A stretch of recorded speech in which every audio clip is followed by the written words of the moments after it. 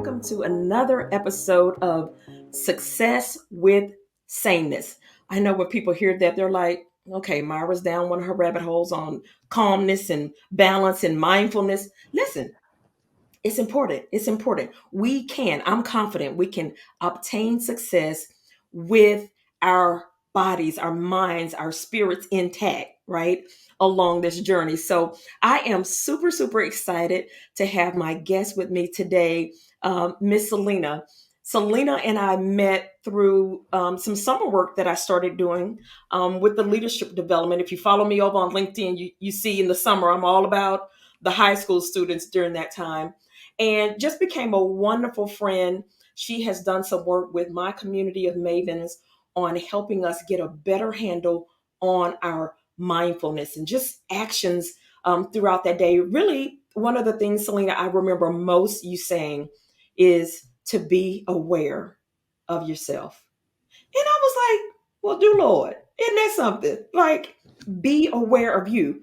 We can get so busy doing all the things in family, personal life, businesses, careers, that we're making all the motions and we sometimes forget why because we kind of lost ourselves on these journeys. So you have had, honey, an amazing year. I told Selena before we started, Dr. Selena now, that 2022 doesn't owe her anything. She did it. So I want her to introduce herself and give us a walk through this journey, really what led you to mindfulness, being a certified instructor and all of that, got your doctorate in 2022, got married in 22, like you did all the things, and I am super proud of you. So share a little bit with us about all of that goodness, and then we're going to start talking about how mindfulness plays a huge part of your saneness. Yeah, thank you so much. Um, well, I would love to talk a little bit about my mindfulness journey. And I think I'll figure out a way to weave that in Okay. to the whole shebang. So just to kind of setting it up. Um, it's sweet to hear you talk about 2022. I'm like, yeah, a lot happened. And it was like, some of it was just all in 2022 and some of it was like a big culmination of things. And mindfulness is a huge part of it. It actually it was a huge part of even my marriage. My partner Yes. is like as a meditation teacher, and we met doing mindfulness for youth and all of that kind of stuff. Of So course you did. it's, My goodness. of course, right? So it's like, what does that story even begin? So I'll go backwards. So the doctorate that I just completed was a very long journey. I technically started my PhD in theater arts and performance studies in 2004 and Okay. only finally graduated this year, which was a really important kind of meandering and journey that really led to everything that I do now. Not having a sort of quick route is important. I started the seeds of what would become my mindfulness practice while I was an undergrad. So I went to the University of California at Riverside, which is like the most local campus of the University of California to where I grew up in Southern California. And in my first year, I took my very first yoga class. Okay. And quite honestly, it was the least mindful thing ever. I didn't like the class at all. I walked in, I didn't know what was going on. It was at the gym. People were doing different things. I was slipping all over the place. I was like, I don't know what this is. But somehow, even amidst all of that wildness, I did feel something different. And I Hmm. remember 18-year-old me was like, ooh, this kind of feels like, I bet this is how vegetarians feel all the time. And so that was the day I decided to start trying to be a vegetarian. Spoiler Okay. alert, no, you don't just feel amazing by being a vegetarian. Right. But that's what I thought. In the mind of an You know, 18-year-old, you do. yeah, right. And I was like, what? Even though that class wasn't great, there was something to it that I knew would be worth coming back to. So at that time, I also started dancing. I double majored in psychology and dance. This kind of Okay. like hints towards the performance studies piece. Hmm. And one of my favorite teachers, Anna B. Scott, she was my professor of West African dance. I noticed that she would start our classes with yoga movements. And so I asked her, like, where do you take classes? Because I like the way you are doing this thing. Okay. And that's always a really great place to start, right? The people who are doing the thing that you like, that feels good to you, talk to them. So she Right. sent me off to a little studio called Inland Yoga, which I'm not sure if it's still around, but I know that the community is still there in some form in Riverside, California. And there was where I started to actually experience what I recognized as like meditation for the first time. And I remember very keenly sitting on my yoga mat and thinking, you know, I've lived my whole life in a very future oriented way. Okay. If I live the rest of my life this way, I run the risk of waking up one day at the end of my life and realizing I wasn't present for any of it because Oh, I was wow. so busy looking at what comes next. And I thought, I should really meditate someday because I was not ready to do it then.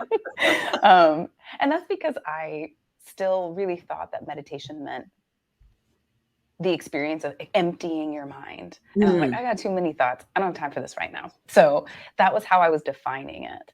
Um, but what I didn't realize was that mindfulness is not synonymous with meditation. There's Hmm. mindfulness meditation, and there are mindfulness practices that Right. can support our life, right? And so we will talk some more about that. Yes. But what I will say is that when I started my doctoral like journey, so after I graduated from undergrad, I was across the country in Providence, Rhode Island. I went to Brown University's then Department of Theater, Speech, and Dance, which is now Okay. just Theater Arts and Performance Studies. That's how long ago it was. I was the one dance grad student of my cohort, actually. Wow. Um, yeah.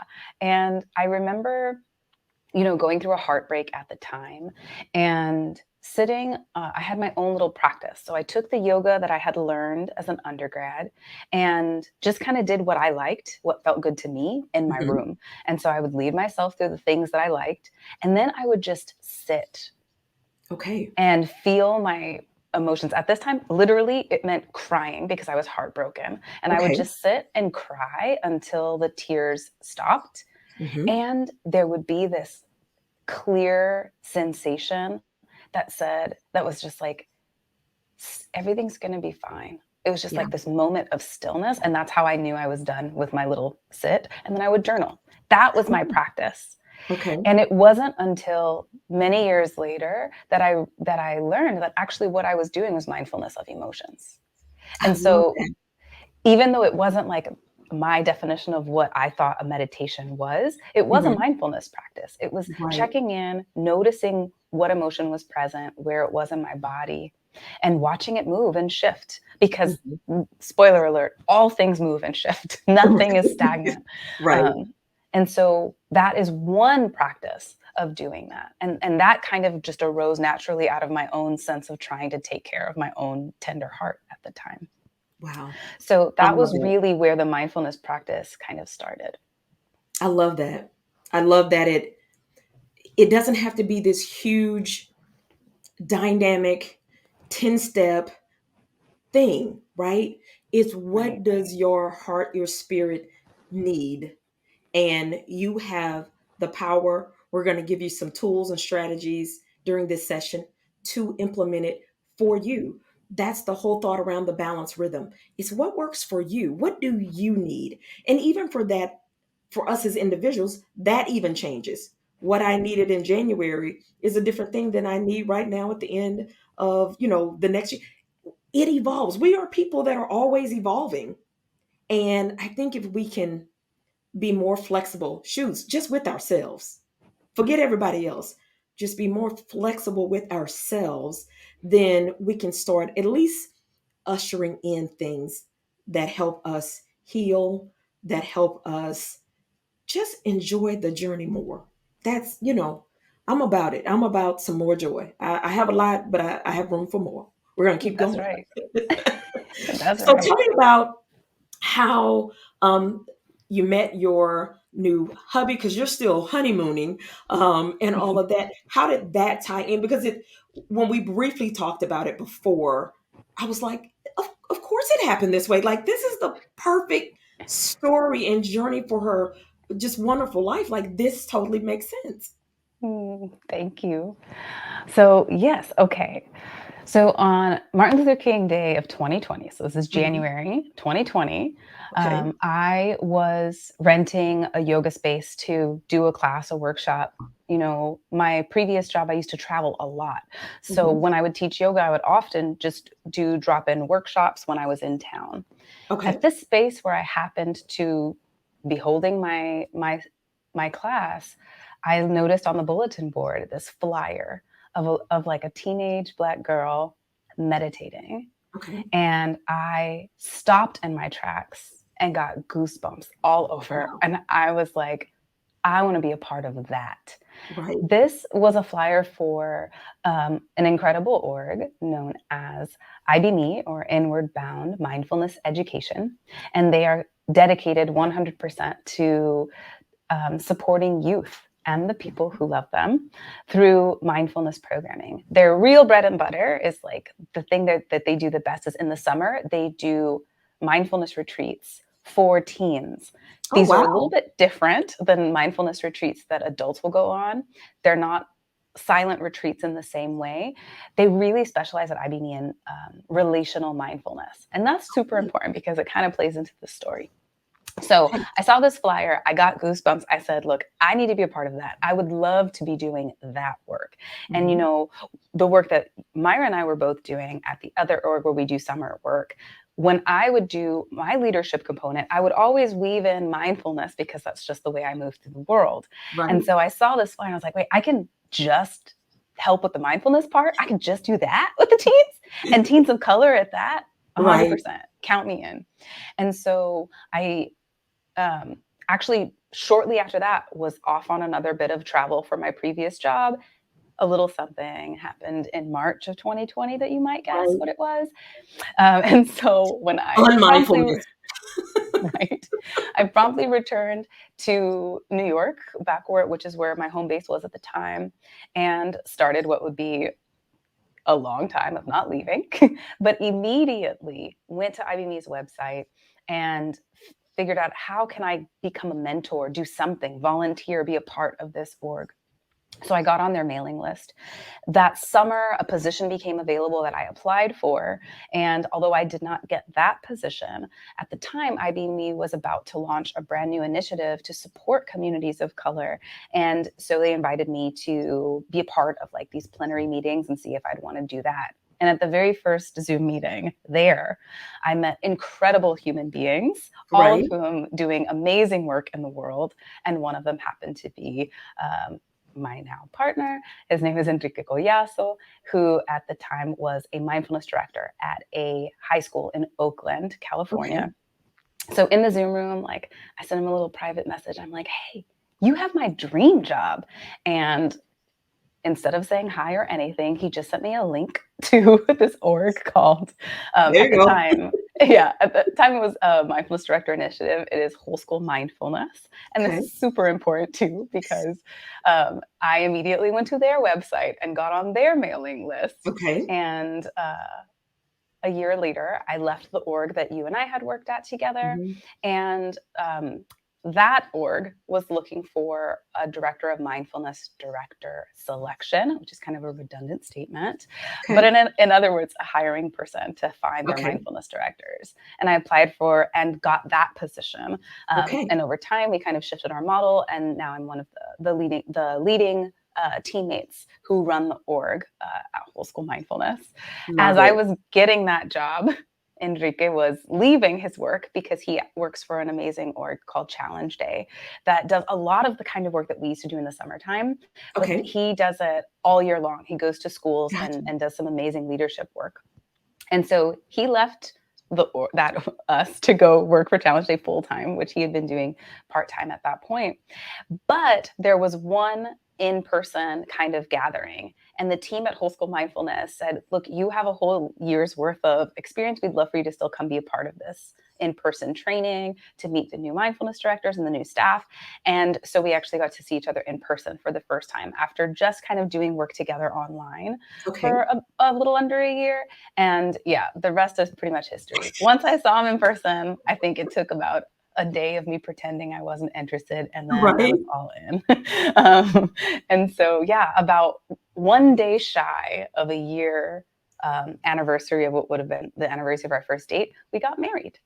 Well, listen, move through it. Yep. And, I'm just going to say, this is probably very atypical for a lot of y'all watching this, but if you want something, you'll get it. And so I knew that this was the person that I would want to have children with and have a family with. And so I proposed to him and I did it. I went There it all out. is. And Wow. I Now, was, see, this because, is part of the story I did not know. oh, this is a good part of the story. Let me tell you more. Yes. Let me tell you what happened. So, we were talking, I had a, so he was based in Oakland. I was based in New York. So we were doing Okay. kind of a long distance thing for a very short amount of time because we were Okay. like, this is probably not something that either of us is really going to Right. want to do. And so, like, I came to visit him a couple times. The first time I came to Oakland, I was like, oh, yeah, this is where I want to be.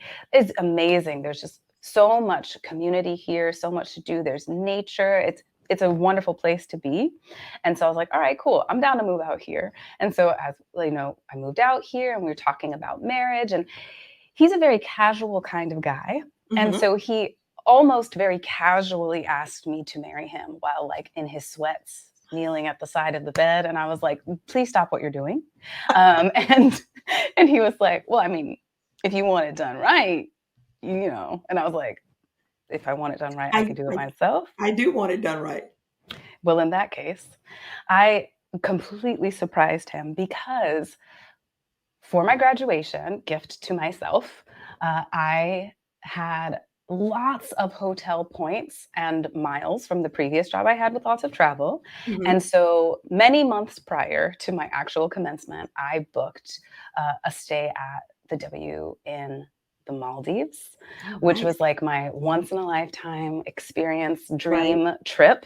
Hmm. And I didn't have to deal with paying for it because I had all the miles and all the points. And in fact, very early into dating Enrique, this is how I knew that I must really like this man, because my plan was to cash all those miles in for a first class ticket. But instead, I split it and we got 2 round trip tickets in economy, but whatever. I was like, well, technically, I'd rather be in economy with him than in first class by Nice. myself. Nice. Whatever. So Right. he had no idea that while we were at in the Maldives, I would be proposing to him. Wow. So before we left, that week was actually his birthday. So I called his Okay. mom and I asked for her permission to Right. ask her son's hand in marriage, which was really sweet because, as women, we're not socialized to be prepared for this kind of conversation. Right. Right. So it threw her off for a moment. And then she like got her game hat on and was like, no, Right. I'm ready now. She asked all the right questions and, came around to, well, as long as you're going to love and like care for my son, then I Right. support this union. So that was all good. So Myra, I literally rented a private island to Wow. propose to this man. Listen. And Listen. so I did. I was And like, there it was. surprisingly not for millionaires only. I was like, oh, this is not so bad. It was only a 2-hour rental, but it Right. still Right. Right. counted. Nonetheless, you were there. Nonetheless, we did it. They took us on a little speedboat over to this little tiny little island, Hmm. and he was completely surprised, Wow. and it was very sweet. And so by the end of the summer, we were married. Wow. What a whirlwind story, yet seemingly filled with so much calmness, Mm. right? Normally you hear those kind of stories and you're like, oh, wait. I was like, oh, okay. Yeah. This is how it happens. And I've told Selena this before, that when she and I would just casually talk on the phone, probably about something I needed. Just talking to her, I could just feel myself going 5, 4, level 3, like just calming down. Like whatever I was in a terror about, it is really all going to be fine. Mm. And one of the important things, for me, especially because I'm an executor, I know my sweet spot.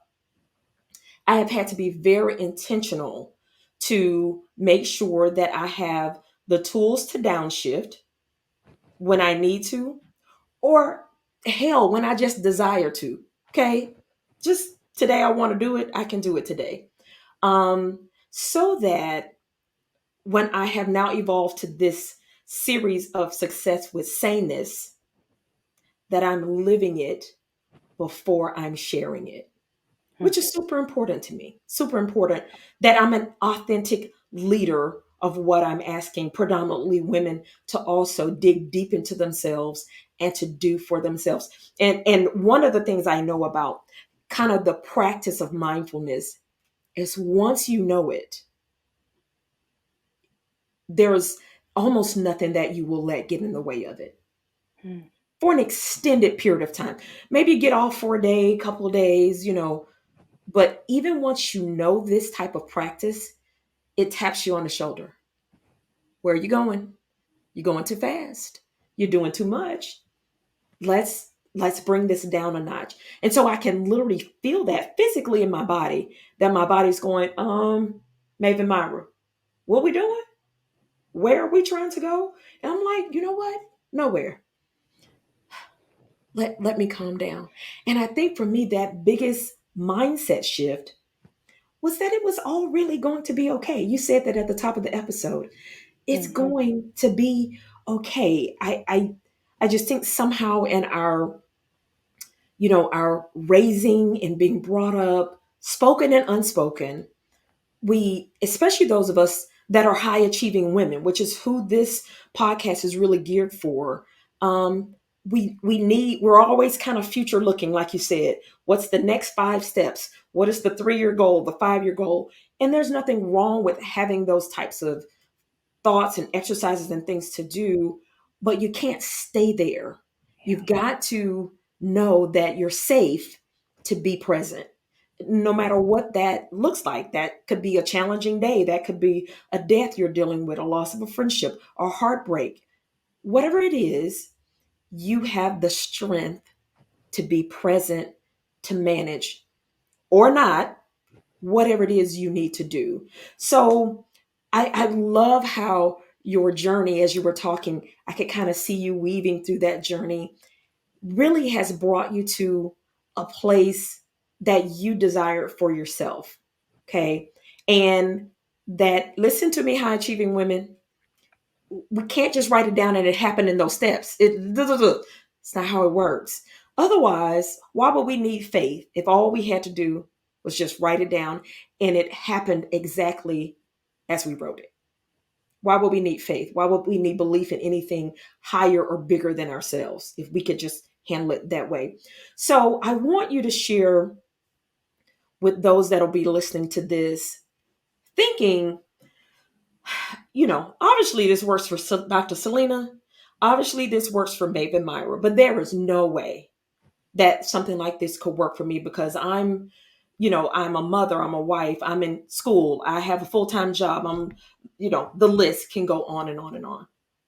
What's the first thing someone can do to even begin approaching mindfulness as a practice, even when they're not yet convinced that it'll work Hmm. for them? Well, first, I will say mindfulness is not a particular thing that belongs to anybody or any Hmm. particular culture. In fact, it's a human experience. I can guarantee you every single person watching this has already experienced mindfulness. Oh, I like that. Okay. Okay. Think about little kids playing. Hmm. They might be in an imaginary world, but they are fully present in what they're doing. They are present for what's happening, right? Hmm. Um, they know where they are in space and time, and they can choose when they want to come in and out of a fantasy world. Think about the last time you had something delicious Mm. and that sense where you're just like, oh, I want to close everything off and just be right here in this flavor right now. Yes. That is mindfulness. You are being fully Mm. present for what is here. You are Yeah. savoring the truth of what is actually happening. And the thing about mindfulness, I think perhaps that makes it perhaps seem like something that's foreign to us is when we think about it having to look a particular way, Mm. or if we think about it having to focus on things that are necessarily the difficult things. Mm. But actually we can develop our mindfulness practice doing the things that feel good. And the Gotcha. same muscle is going to be developed to help us learn to hold the uncomfortable moments, to help us have a greater capacity to stay in our window of tolerance, we like to call it, our sort of zone of being able to be fully present and roll with the punches and grow and Hmm. not feel overwhelmed in a way that takes us out of our capacity by being in hyperarousal, or we would say hypoarousal, where we're like, actually, I just want to curl up and take a nap, right? Hmm. That in Hmm. between spot, that is what we're developing when we're practicing mindfulness. And it could be when we're talking about something delightful. So when you were saying earlier about, calling in all of these high powered, high achieving women and how it's important for us to, be able to take care of ourselves in these moments. The first thing I thought about is something that I love to remind my therapy clients, which is we get to celebrate the things that we have already achieved. And that's Hmm. the hard part for those of us who identify as high achieving Hmm. women, right? That means we've achieved things. But how Right. many times have you achieved something and you already had your eyes on the next thing Uh, and yes. didn't take time to really savor the fact that that thing you dreamed about, that version of you from back then, Right. it's actually here. You Yeah. need to celebrate that. That too is an act of mindfulness, of Yeah. checking in and being like, wow, how does it actually feel that I did this? Yeah. What is here right now in this moment? Am I paying attention to it? Am I noticing it? Am I celebrating it? What are the thoughts that are coming up with this? Right? Those things are mindfulness too. It does not have to look only like sitting down, and Hmm. definitely not like closing your eyes Right. or emptying your mind. That's not the Right. practice at all. It's noticing and celebrating when there's things to celebrate. I love, love, love that. That makes it achievable because, as you said, women are probably already practicing that. They're just not present to recognize. Again, I started by saying one of the best things I've learned is how to recognize, be present with myself to say, it's you wrote this down as a goal at the top of a year, Mm-hmm. then you achieved it and you zoomed right past it. Well, let's Mm-hmm. pause for a moment and celebrate yourself. If it's Yep. just you, celebrating yourself. And I love that thought that it can be like having a glass of your favorite wine in the world. Or had I'm not an ice cream person, but for those that love ice cream, any type of dessert, or that sleep you get right after a massage, listen, that's a level of love for yourself that Mm-hmm. I cannot even describe. I tell my massage therapist, listen, just leave when you're through. I don't need to talk. I just want to savor this moment. And always like, they should really add on 30 minutes at the end of massage. I'll buy the time so I can get that sleep. Like you're like, oh my God, that is mindfulness in a way that I would be willing to pay for. Okay. Because this is such a like, oh my God, this is so amazing. Like I deserved every stroke of massage, every moment. I deserved all of this. And I want to just get every moment of it. So I like that you describe it in that way, that it's really everyday things that we Mm-hmm. are just zooming past because we're probably moving so fast. So we're already thinking about tomorrow or next month's goals or the next quarter, whatever it is. So ladies and gentlemen, be present. Be grateful for the things that you experience today. I think that's one of the things COVID taught. Like, there's a lot of things we can buy in the world. You cannot necessarily buy health. Okay. You can do things to help have better health, but in certain moments, it doesn't matter what your bank account reads. It can't necessarily give you more time. And that's how I feel about mindfulness. Like, you get to really savor and enjoy today. We assume we're going to be here tomorrow, and I hope that we all are, but that's not necessarily promised. And so, if I can get all of the juice extracted from today by being present slash Being mindful just says I'm present and I'm aware of what's happening with me. And even in those tougher moments, when that mindfulness is crying, it is trying to heal your broken heart. It is, going through the painful journey of grief. Whatever that is, you're present. You're present for it because if you're there, I'm confident you have the ability to get through it. Now, it might not be pretty, but we're not talking about pretty. We're talking about being mindful, being present, and some days simply surviving a thing. That's it. Some days it's just surviving today to get to the next day, depending on where you are on your journey. I absolutely love that because I always feel when on these types of topics, people are like, oh, that's like, I could never do that. Well, Dr. Brown just told you you're probably already doing it. You're just not aware. Listen, that's my highlight. I'm taking that all year. I'm going with it. Great. I'm going to keep reminding myself of that. Um, so here's something else that I want women to understand with, you talked a little bit about yoga, which I will admit I'm not a yogi. Maybe I just haven't found the right, practitioner that's leading it. I do enjoy Pilates, but yoga, I just feel like I feel like my mind is trying to do too much for me to be present in what I'm trying to do. But what are some physical activities that folks can do that also helps with mindfulness? Oh, you're going to like this answer. Yes. So, like the response that I gave about how mindfulness doesn't belong in one particular thing or to one particular group, mindful movement is in all of our cultures. Yes. Think about when you take a dance class or you're dancing, you're just enjoying yourself in the music and you're feeling it in your body. Hmm. You are actually inviting yourself to pay attention. And this is where we can take what we like to think of as informal practices and make them formal practices. Okay. You can absolutely take your favorite kind of movement practice and make it a mindful movement practice. All you need to do is stay present for what's happening in the body. Notice how it Mm. feels in your feet on the ground, how it feels as you're breathing and your heart rate starts to rise. Where do you feel your breath shifting? Oh, I'm breathing a little bit more in my chest right now. Notice how your arms are moving. Oh, when I move like this, there's a little bit more freedom in my left shoulder. It's a little bit tight in my right shoulder, right? You can do this with literally any kind of movement that you love. So it could Hmm. be while you're taking a dance class, it could be something more formal like a Tai Chi or anything like that. It could be just doing something as simple as taking a few breaths and raising your arms and lowering them as you wake Hmm. up in the morning.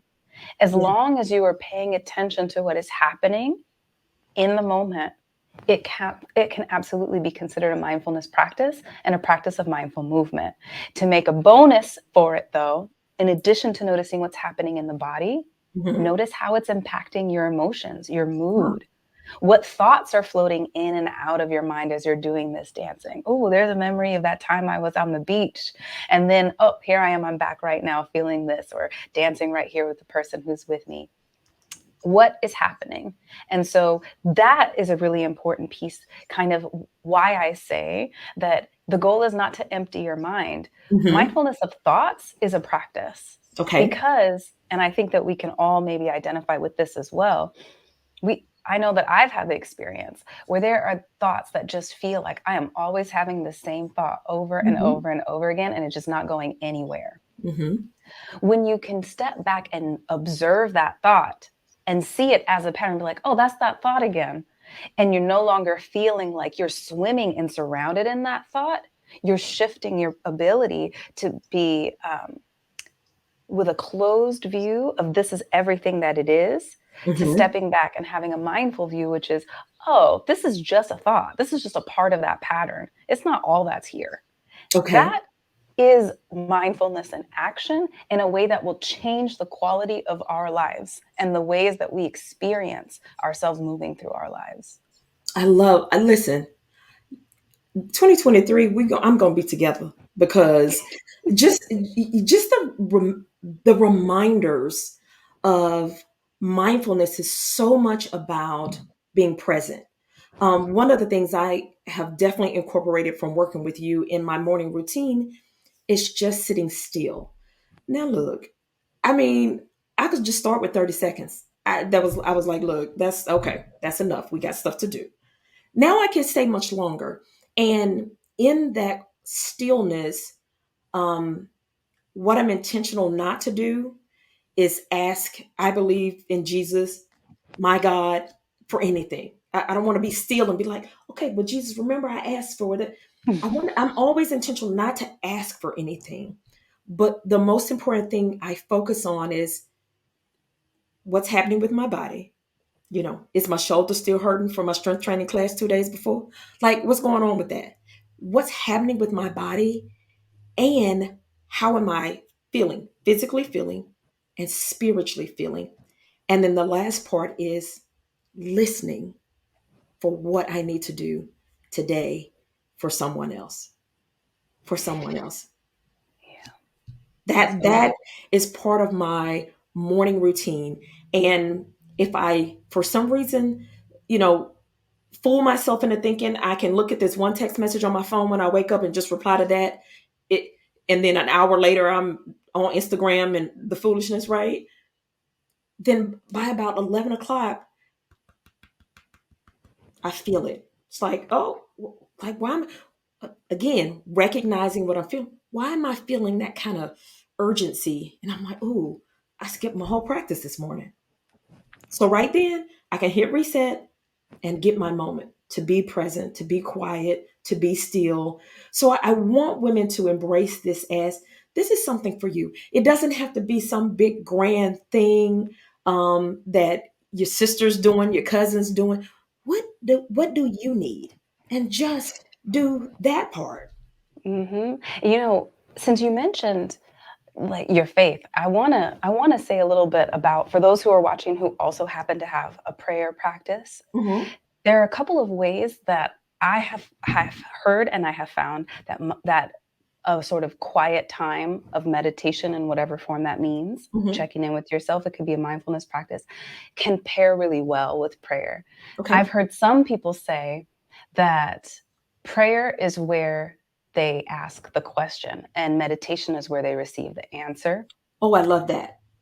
I love And that. And that makes and so for much sense. and but it also works the other way too. So for me, when I there was a long period of time where what my practice looked like was, um, I would do some movement, I would sit, and then after I sat in my meditation, then I would pray. And then I found that doing my prayer after meditation, I had a just a more direct sense of what really mattered to me. And in my Hmm. prayer, like the way that I would do it, I would always start with gratitude. Yeah. And so after just sitting there and being here, it was like I had a clear Hmm. channel to what mattered to me. Yeah. So if you are someone who's watching this who has a prayer practice and you're thinking about adding in some quiet stillness, it can start with those 30 seconds, like Myra said. What happens if you bring it into your relationship with your own spiritual practice? If you're Hmm. doing, do you experiment? What happens if you sit Yeah. before you pray? What happens if you sit after you pray? Right. Does it, is there an impact? Does it Yeah. kind of And I work do together? add the prayer now after I've done my quiet time. And that's why I now it's not hard for me not to be asking for a whole bunch of just foolishness like during prayer. It really gives me clarity on what what do the people connected to me need? How are they Mm-hmm. hurting? What special blessing do they need? I'm not focused on, well, God, I want a new car and I need this and da, da, da, da. Just it's stuff, right? It's not Mm-hmm. going to impact much of anything great. But because I've gotten still and quiet, it's like I can more clearly hear what I need to be intentional about. For me, lifting others up in prayer during that time because you've kind of, cleared all the cobwebs and like all of the little racing thoughts about, oh, remember those shoes you saw? Remember that purse? It's just like all that craziness is going on. But when you can get still, then I just feel better about entering into prayer at that time because it's almost like a natural progression into prayer after that. Then I do some Mm-hmm. stretching and then we're off for the day. We're headed, and I feel like okay, we have ourselves together at the start of this thing. We can Yep. we can do some good stuff today. And listen, no Yeah. doubt, some days, I have to take that a mindfulness moment. again a couple times in the day, because listen, sometimes the people won't let you be great, and you're like, I'm going to be great. I'm going to gather Facts. myself yet again for the third time today. I'm going to pull it in and be okay. So, you know what? I love, love, love this conversation because it's practical ways to begin your own mindfulness journey. You know, you Mm-hmm. don't have to go take a class. All those things are great. If you want to do it, listen, ladies, go for it. But you don't, oftentimes those are barriers for us to start something needed. It's just like, oh, I got to find a class and I got to pay and I got to.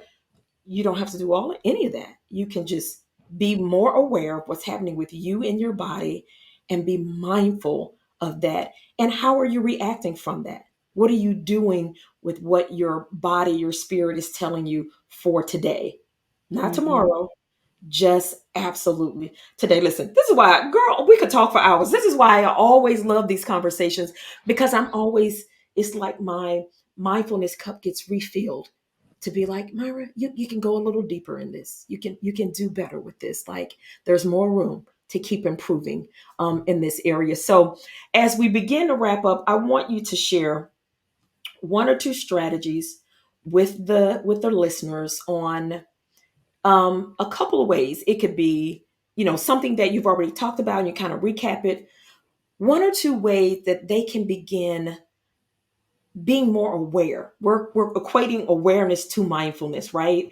So that it's not a particular thing that you have to do, it's not a particular place you need to be, but being aware of yourself and what's happening with you. What are a couple of ways they can just start that journey right now, today? So, ladies, my challenge to you is, and gentlemen, when Selena gives you these ideas, that you are intentional to start using at least one of them tomorrow. So if you listen to this on a Tuesday, then it's Wednesday for you. Immediately go ahead and put it into practice. It's already fresh on your mind, it's fresh on your spirit. And I'm confident as you're watching this or listening to this episode, all of the things that you desire that will bring you more peace, more joy, more wholeness, they're going to come to the surface and you're going to want to do something with that. So, Selena's going to give you a couple ways to begin that. If you haven't started, just ways to begin that. Mm-hmm. Okay. See, it's really hard. I'm like, no, I want to tell them that one too and that one too, but they're all simple. Yes, So, you give as many as you like. We'll take them. yes. Okay. Something that you will probably get to hear if you're doing any kind of formal mindfulness training, like the really well-known MBSR, mindfulness-based stress reduction, is you get invited to pick one activity that you want to be aware for during the day. And the most popular thing people say is brushing your teeth. It's something that you're going Ah, to do every day anyway. yeah. So during that time, while you're brushing your teeth or whatever that thing happens to be, um, see if you can bring your attention to it. And so as you're actually brushing your teeth, noticing what it actually feels like, but also noticing what happens to be there. Ooh, my mood right now is, oh, I'm noticing that I'm actually trying to think about this other thing. Okay, let me bring my attention back to my teeth, brushing my teeth right now.